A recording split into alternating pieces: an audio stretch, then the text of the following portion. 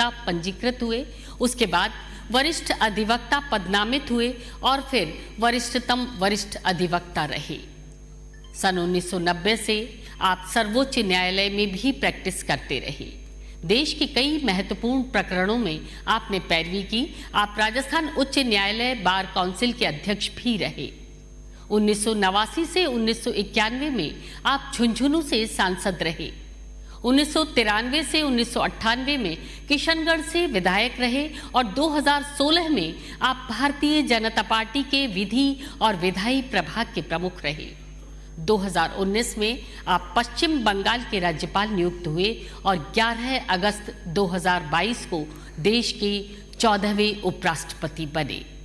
देश की चहुमुखी विकास के लिए आपका योगदान अविस्मरणीय है। माननीय से आग्रह अपना उद्बोधन मार्गदर्शन हमें प्रदान करें। माननीय उपराष्ट्रपति भारत सरकार।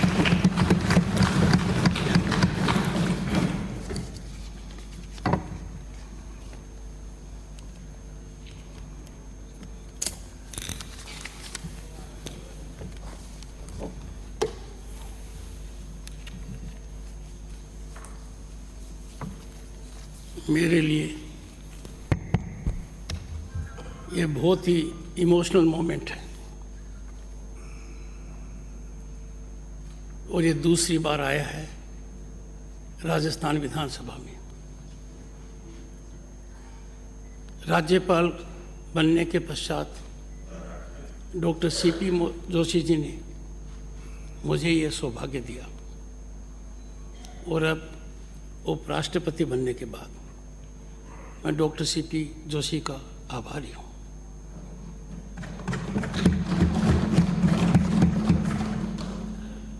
श्री अशोक गहलोत जी, माननीय मुख्यमंत्री राजस्थान, उनसे मेरा लंबा नाता रहा है। 50 साल बताए इन्होंने, 50 साल से ज़्यादा। राजनीति में किसी भी पाले में रहे हों, हमारे व्यक्तिगत और पारिवारिक संबंध गहरे रहे हैं। श्री गुलाब चंद कटारिया जी, माननीय नेता प्रतिपक्ष, अपने आप में बहुत बड़ी शख्सियत है। मैंने बहुत समय इनसे चर्चा कर बिताया भी है और मुझे हर बार महसूस हुआ कि मैं कुछ न कुछ इनके व्यवहार और आचरण से लेकर जा रहा हूँ। राजस्थान की पूर्व मुख्यमंत्री वसुंधरा राजे, इन्होंने भी संसदीय क्षेत्र में शुरुआत 1989 में की और मुझे भी यह सौभाग्य मिला। तब से मेरे संबंध इनसे व्यक्तिगत और पारिवारिक रहे। समय समय पर मिलना भी रहा है और मैंने इनसे पश्चिम बंगाल के राज्यपाल बनने के पश्चात मदद भी मांगी कि मेरी मुख्यमंत्री ममता बनर्जी हैं, आप कोई न कोई जादूगरी का टोना मुझे बताएं। कैलाश मेघवाल जी, पूर्व अध्यक्ष राजस्थान विधानसभा, इनका सानिध्य भी मुझे मिला जब हम एक साथ संसद सदस्य थे और जब भी इनकी कोठी पर जाता था ये एक ही बात कहते थे, उस कोठी में पहले कौन विराजमान था। यहाँ अनेक सदस्यगण हैं जो मुझे व्यक्तिगत रूप से जानते हैं, जिन्होंने मुझे बहुत संस्कार दिए हैं, मार्गदर्शन दिया है, आगे बढ़ने का तरीका बताया है। मुझे वो दिन याद है जब राजस्थान विधानसभा के चुनाव हो रहे थे और चूरू से राजेंद्र राठौड़ उम्मीदवार थे। मैं इनकी सभा में गया। अब जादूगर का जादू तो ठीक है, पर मैंने भी ऐसा जादू किया कि आज तक राजेंद्र राठौड़ चुनाव नहीं आ रहे हैं।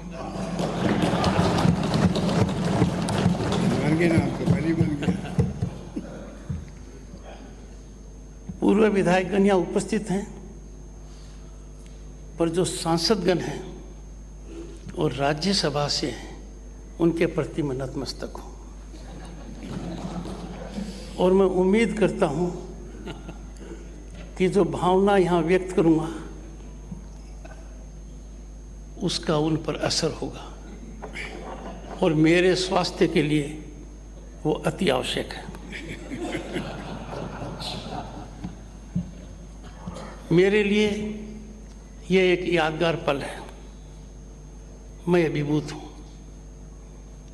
कारण राजनीति में आने से पहले मैं वकालत के पेशे में सभी के द्वारा अत्यंत सफल वकील माना जाता था। दो महापुरुषों ने मेरे जीवन को मोड़ा, ताऊ चौधरी देवीलाल जी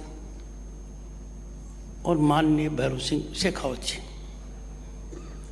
तो जिस जादूगिरी के तरीके की माननीय मुख्यमंत्री जी चर्चा कर रहे थे, वो मैंने इन दो महापुरुषों से ली है, और उन्होंने कहा था ये ट्रेड सीक्रेट है।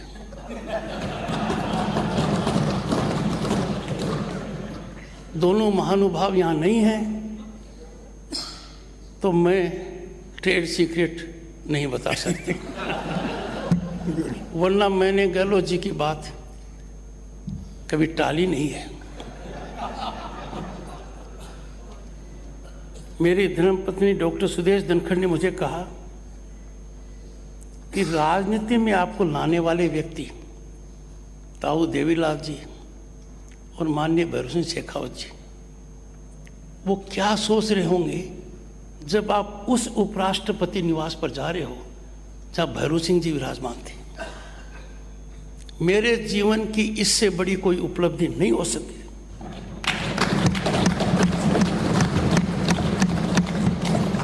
ये जीवन का अल्टीमेट संतोष है कि जहाँ माननीय भैरव सिंह शेखावत विराजमान रहे, वहाँ मैं हूँ।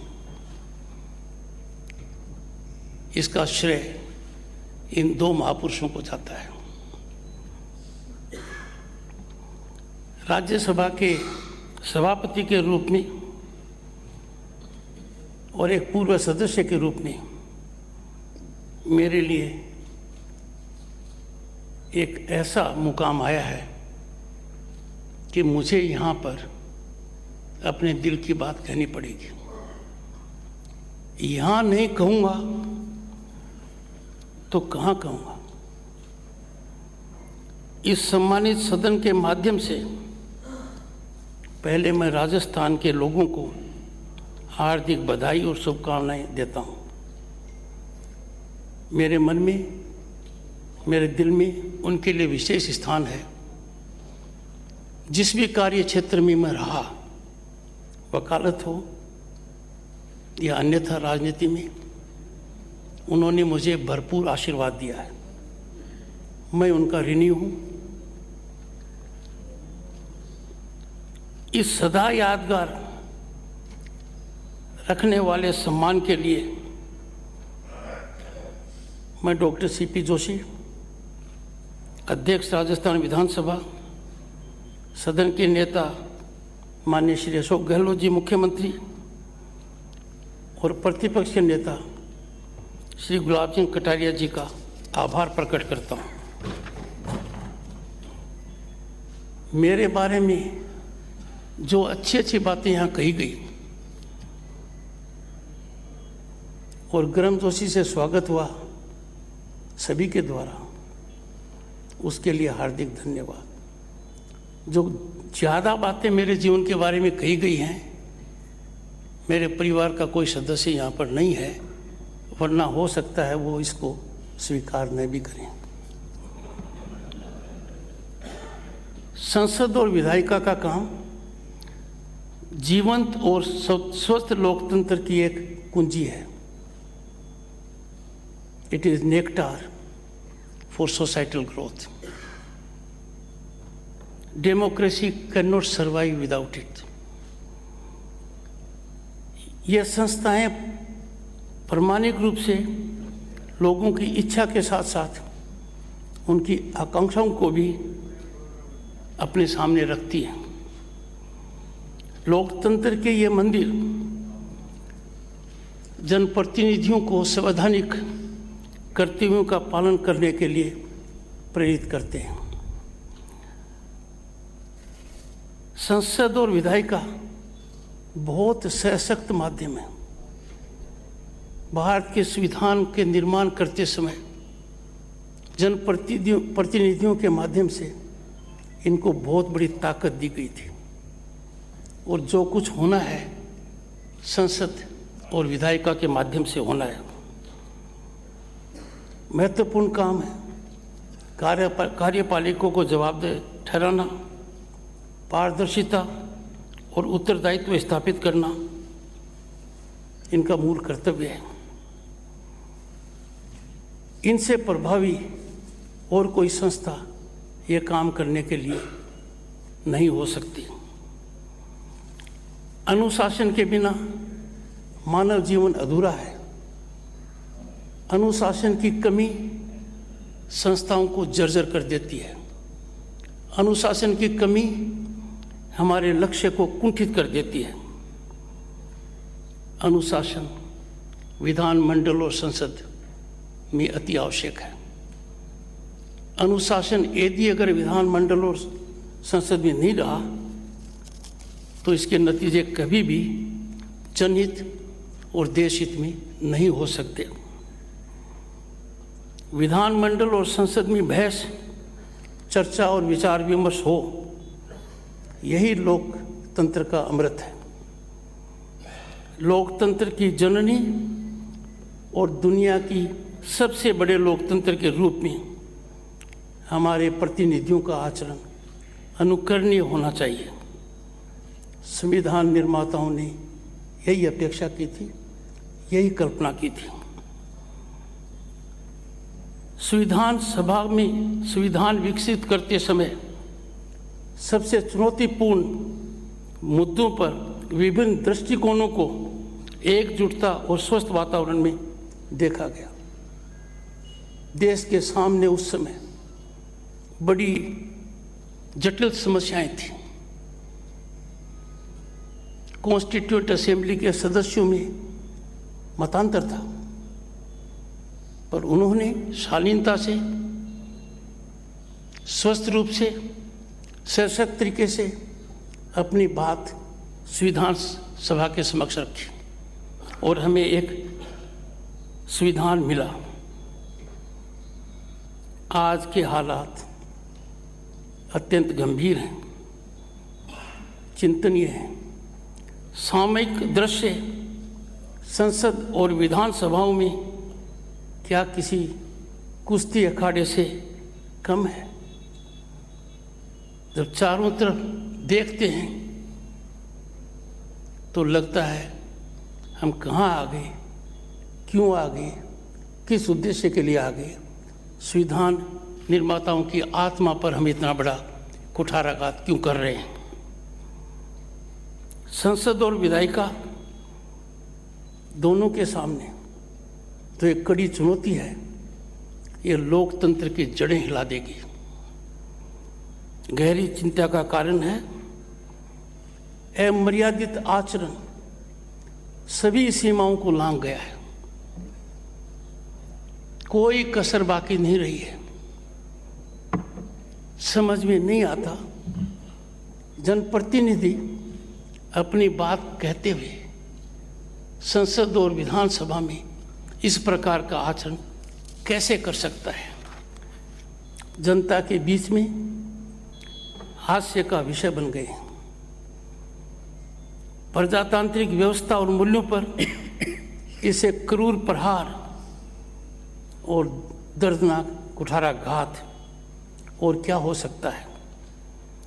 समय आ गया है कि इस गंभीर स्थिति पर हर स्तर पर व्यापक चिंतन मंथन हो। इस गिरावट पर अंकुश लगना चाहिए। ये सभी के हित में है, देश के हित में है, समाज के हित में है। हमारा दायित्व है और भावना प्रजातंत्र को पनपाना है, न कि इसे ध्वस्त करना। पर जो देखने को मिल रहा है वो ठीक इसके विपरीत है। विचित्र और भयावह दृश्य जिनको संसद और विधानसभाओं में चर्चा करनी चाहिए वो सब सड़क पर आ गया है। संसद और विधानसभा के सामने बहुत बड़ी चुनौती है। यदि अगर वो अपने कर्तव्यों का निर्वहन नहीं करेंगे तो जो काम उनको करना है वो काम सड़क पर होगा। ये आपकी शपथ को भी आप नजरअंदाज कर रहे हैं।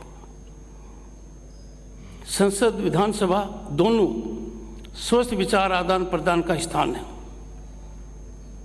ये रहे भी हैं, अनुकरणीय भी रहे हैं। संसदीय मर्यादाओं का 60 के दशक में जो पालन होता था उसका अध्ययन करें तो पता चलेगा आजकल ऐसा कुछ नहीं है।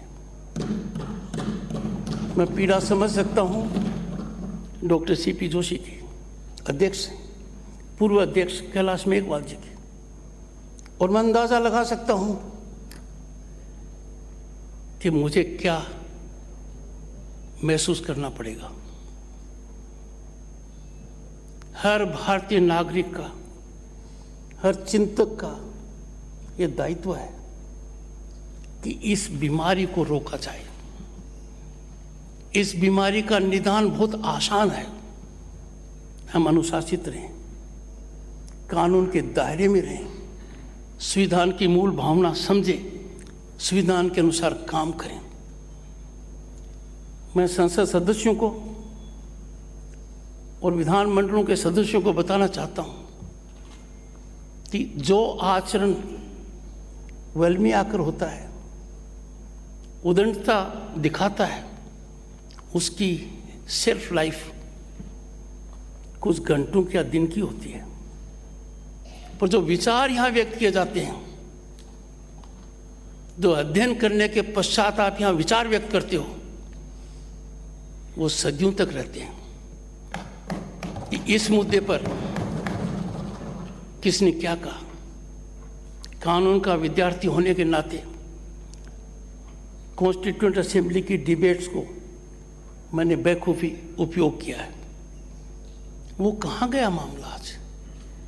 ऐसी स्थिति नहीं है कि संसद सदस्यों में प्रतिभा नहीं है। मुझे अत्यंत आश्चर्य हुआ। मैं 100 से ज़्यादा सांसदों से मिल चुका हूँ, बड़े प्रतिभाशाली हैं, वेरी टैलेंटेड, अचीवर्स हैं। यदि अगर इकट्ठे होकर ऐसा काम करें तो गले नहीं उतरता कि ये बीमारी कितनी भयावह है। कोविड इसके सामने छोटा है। मैं आपसे अनुरोध करूंगा और बताना चाहूंगा कि आज हम ऐसे युग में हैं जहां कोई सीक्रेट नहीं है। ये ओपन सीक्रेट है। जनता बोलती नहीं है, पर जनता का आकलन बड़ा भयावह है। 3 साल में मैंने देखा, छात्रों के बीच जाता था, व्यापक स्तर पर मेरी चर्चा होती थी। सबके सब कहते थे हमें नापसंद है, ये लोग गलत कर रहे हैं, उनकी नब्ज को टटोलो और इसमें परिवर्तन आना ही चाहिए। पानी सर से ऊपर निकल गया है। We are at the terminal stage. Our democracy is cliffhanging. It is cliffhanging on account of the actions of those who should be saviors of democracy. जिनको डेमोक्रेसी को पनपाना है, बचाना है, वही यदि डेमोक्रेसी के लिए बड़ी चुनौती बन जाए, इससे दर्दनाक दृश्य देश के सामने कोई हो नहीं सकता। राजनीतिक दलों को इस अत्यंत विशेष मुद्दे पर एक साझा मंच पर आने की आवश्यकता है। सर्वसम्मति का दृष्टिकोण दिखाने की आवश्यकता है। मैं ऋग्वेद के एक विशेष जो कहा गया है उसके बारे में आपका ध्यान आकर्षित करूंगा। आई कोट, हमारा उद्देश्य एक हो। देश का विकास हमारा उद्देश्य एक है। समाज ऊपर बढ़े हमारा उद्देश्य एक है। समाज में कमियां हैं, उद्देश्य एक है, खत्म हो। हमारा उद्देश्य एक हो। हमारी भावनाएं सुसंगत हो, कोई विवाद नहीं है। हमारे विचार एकत्रित हों, जैसे इस विश्व के ब्रह्मांड में विभिन्न पहलुओं और क्रियाकलापों में तारतम्यता और एकता है। अब देखिए कितना तारतम्य है, कितनी एकता है। किसी मुद्दे पर कोई विवाद नहीं है, पर आचरण इसकी ठीक विपरीत है। मेरा मानना है कि लोकतंत्र के फलने फूलने के लिए जनप्रतिनिधियों की कार्यशैली है वो जनता के लिए अनुकरणीय होनी चाहिए, दक्षतापूर्ण होनी चाहिए। इन मामलों में विफलता सिर्फ संसद और विधायिका तक नहीं रहती है। यह विफलता को प्रभावित करती है अन्य संस्थाओं को, कार्यपालिका को, अधिकारियों को, समाज की अन्य संस्थाओं को। अनियंत्रित आचरण उनको गलत काम करने के लिए खुला छोड़ने वाला जैसा रास्ता है। शासन के लिए मार्गदर्शन कहां से आएगा? ट्रांसपेरेंसी एंड अकाउंटेबिलिटी कौन एनफोर्स करेगा? It is the job of this assembly and the parliament.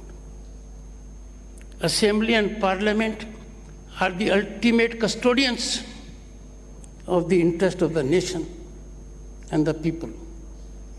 The executive of the day is kept under check and control by assembly and parliament. मानकर चलिए विधानसभा में व्यवधान पैदा करना हमेशा सत्ता पक्ष के पक्ष में जाता है। एक आकलन किया मैंने, इसका नतीजा क्या है? किसी भी विधानसभा को ले लीजिए, और जो मैं टिप्पणी कर रहा हूं ये राजस्थान विधानसभा के संबंध में बिल्कुल नहीं है। हाउस नहीं चलेगा, व्यवधान होगा, there will be no discussion on the bill. No one knows better than doctor CP Joshi and माननीय Kailash Meghwal ji. It will be passed as such. नतीजा क्या होगा? उसमें जो सुधार हो सकता है, नया विचार आ सकता है, वो सामने नहीं आएगा और एक अच्छा काम अधूरा रह जाएगा। इस ओर ध्यान देना बहुत जरूरी है। गुणवत्ता में भी गिरावट आ रही है।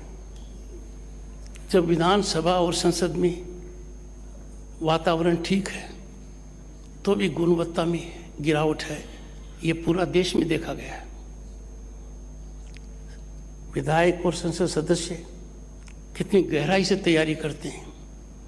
उनको ये ध्यान रखना चाहिए कि जो कुछ वो सदन में कह रहे हैं वो तात्कालिक नहीं है,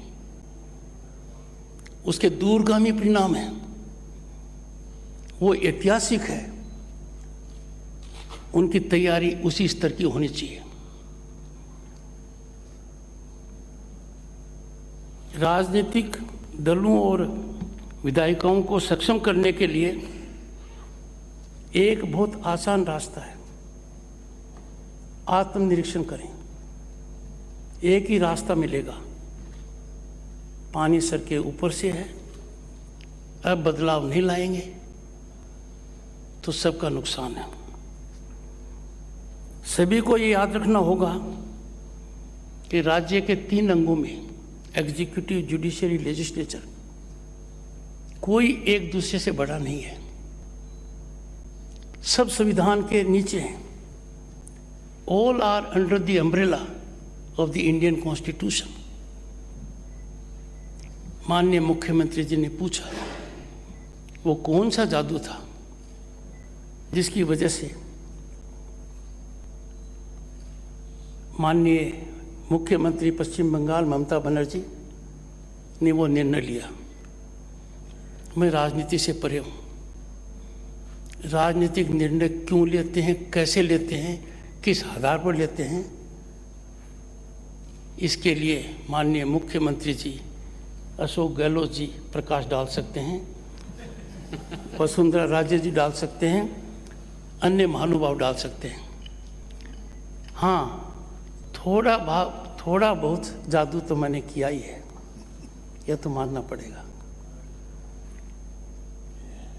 और वो जादू एक था। मैंने उनसे कहा कि अब मैं आपके राज्य का राज्यपाल नहीं हूं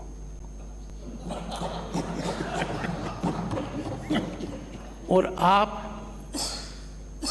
दिल पर हाथ रखकर सोचिए, क्या कभी भी मैंने कोई भी काम कानून और संविधान के दायरे के खिलाफ किया है? क्या कभी भी मैंने किसी भी परिस्थिति में, चाहे उन्होंने कुछ भी कहा हो, एक भी शब्द उनकी मर्यादा पर कटाक्ष करते हुए कहा है, कंप्रोमाइज करते हुए? नहीं। जो कुछ मैंने किया खुली किताब की तरह किया, लिखित में किया। फिर भी मैं इस सदन के माध्यम से पहली बार उनके प्रति उनके कदम के लिए आभार प्रकट करता हूं।